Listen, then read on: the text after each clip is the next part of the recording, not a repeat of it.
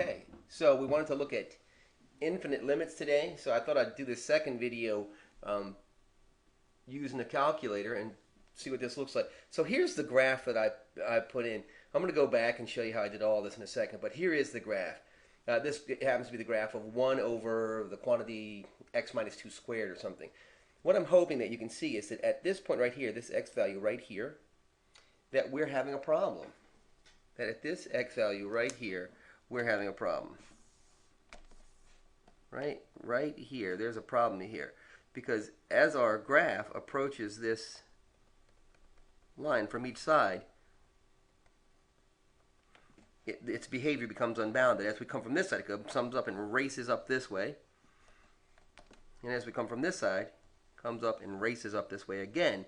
So when we get to this happens to be 2 right here. As we get to x equals 2, we don't have a definite height value. So the limit's failing to exist here. So that's what I wanted to show you. Now let's see how we did it. So this is what I did.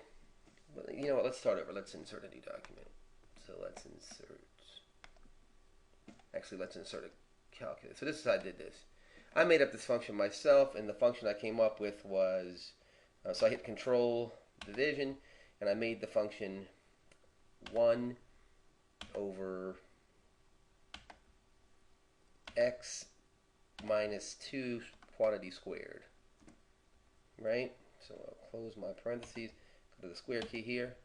Now this is kind of cool. So I'm going to go over here and hit control store. And if you don't mind, I'm going to name this function g of x.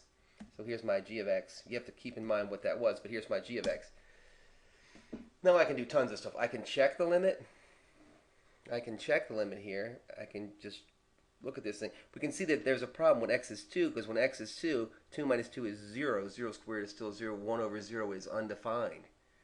So I could take g of, if I went from the left-hand side, I could g of 1.5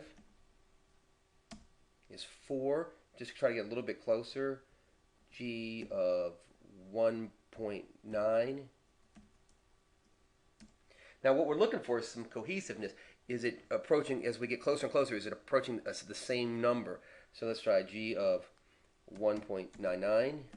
That's less than 2, but closer to 2 than 1.5 or 1.9 was, right? Okay, it's just getting astronomically big, isn't it? Let's try it again here. 1.9999, yeah, 9 like that is good. And that's a million. So that got us up to a million, didn't it? If you're wondering how that works, that error thing is, take the decimal point, which is here. Here's a decimal point, and add this many zeros to the right-hand side of it. So, and if it was negative 6, it would be to the other side. So this is 1 million. So let's try it from the other side. Let's try it from values greater than 2. So let's try g of 2.5. Interesting. G of 2.1. So g of 2.1. G of 2.01. Guess what's happening here? G of 2.001. So that explains to us why the graph at the beginning of the video is happening, right? So here, let's go back to here. Let's go back and add a graph. So all I'm doing is going from your handheld and going back and adding a graph here, right? And all I'm going to do here is I'm going to put in f of x is equal to, let's make it equal to g of x. And we already know we defined g of x earlier, didn't we? And there's that graph that we were anticipating, right? You can pull this down. If you just take your cursor on your calculator, you can just pull this thing down. And there's a little hand thing right there. Hit control and this little hand thing right there. You can pull this thing down. So that's why we're getting this graph that we're getting. All right, you guys, I hope that was really helpful. If you haven't already subscribed to my channel, please do. And your comments are always welcome. So thanks.